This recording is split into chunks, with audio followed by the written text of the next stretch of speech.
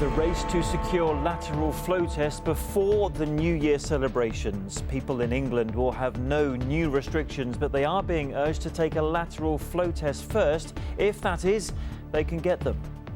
At the start of the day, I'm going to say we had about 50, and that was just what was left over from last week. And now we have none. So they go out pretty much as soon as they come in. Scotland's First Minister, meanwhile, recalls Parliament to argue the new measures there are essential. Also tonight. An alarming report on children in care. It finds teenagers being put at greater risk from drugs and gangs. And the football fan who famously gave up his Wembley tickets to donate stem cells learns he did something rather special that day.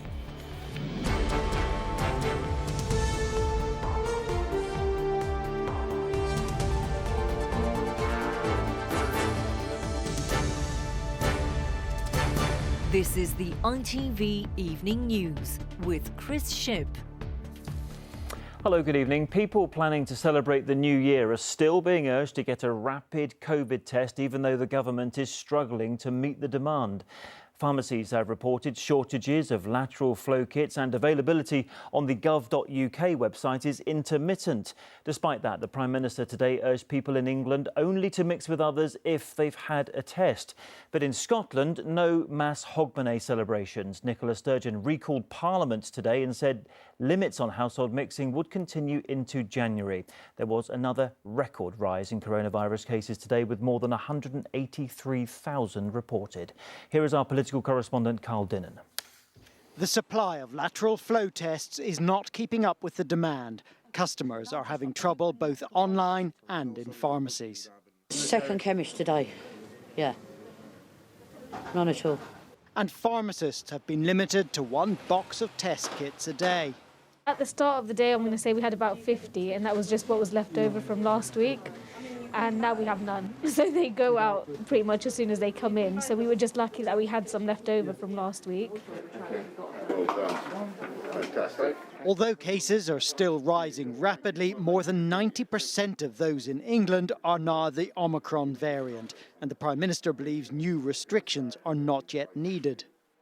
It is obviously milder than the Delta variant, and we're able to proceed in the way that we are, but that's one reason and one reason only why we're able to do that. And that's because such a huge proportion of the British public have come forward to get vaccinated and particularly to get boosted. In Scotland, the First Minister said the government was still considering reducing the 10-day self-isolation period for positive cases. These are finely balanced judgments, and we are considering the current trends in infection carefully. However, I can confirm that we do hope to reach decisions in the next week, with any changes taking effect from the 5th of January. In England, the self-isolation period has already dropped to 7 days. There have been calls to cut it to 5, but even though the NHS is struggling for staff, its leaders are wary.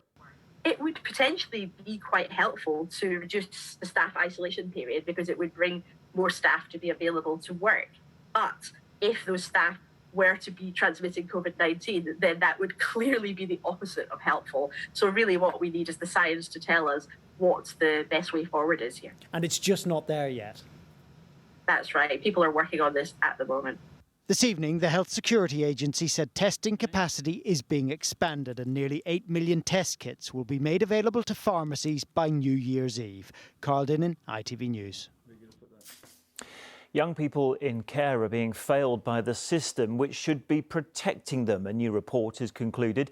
The former Children's Commissioner said that gangs are targeting vulnerable teenagers in a children's care system which is not fit for purpose. Rebecca Barry has more. Rachel feels like one of the lucky ones. Now at uni, she spent most of her childhood in care, seeing others exploited. Doing drugs and other activities to also sort of like help with that emotional pain. I almost found myself joining just because I felt like I needed emotional support as well, and there was no actual emotional support out there. Now a report says the social care system is not fit for purpose, putting teenagers in danger, targeted by criminal gangs. Infuriatingly, inadequate in every way. The report says the care system was designed for younger children and now can't cope with the growing number of teenagers. Well, these are tens of thousands of really vulnerable teenagers. It destroys lives and it destroys prospects. They will go missing. They will miss out on schooling. They will be in dangerous situations. According to the report, 16 and 17-year-olds now make up 23% of all children in care. It says many teenagers are moved away from their local area and support networks, and criminal gangs are even tipped off from within local authorities. So this is a children's home for the ages of 11 to 17, and we want to create a safe environment where the children can flourish. Trevor runs children's homes and received an MBE for his work with vulnerable children. He's helped those exploited by gangs.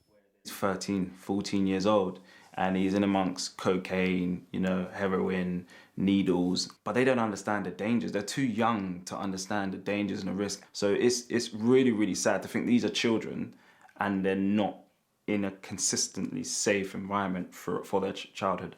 In a few weeks, this home will provide a safe place for 4 children. But with a growing number of teenagers entering care and not enough places like this for too many, navigating the fractured care system can be bleak. The government insists it is urgently reforming the system. Rebecca Barry, ITV News. The Ministry of Defence has issued a statement after a child appeared to be trampled by a guardsman on duty at the Tower of London.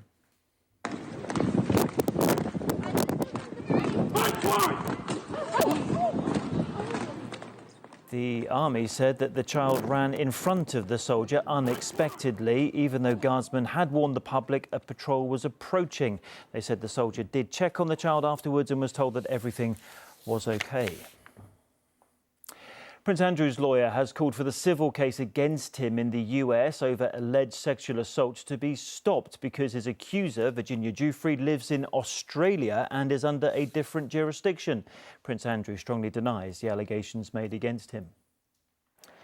And the ECB is backing Joe Root as England captain despite the crushing defeat in the Ashes series in Australia. Root has won more matches than any other England captain. However, his tally of 24 defeats is also a record. Finally, in the Euros in July, remember them? England fan Sam Astley gave up his semi-final tickets at Wembley so that he could donate his stem cells. Sam had just found out he was a donor match for someone who needed emergency treatment. Well, here is some good news to finish the year on. Sam's now been told that his donation that day did help to save a life. Perfect news, really, at the end of the year, after the year it's been. I don't think anybody really in the right mind would have been able to go to that football match knowing that they've just let somebody down like that. Yeah, I could never have done that. A nice story, which we'll have more on in news at 10 tonight. So from me and the rest of the team, have a nice evening. Bye-bye.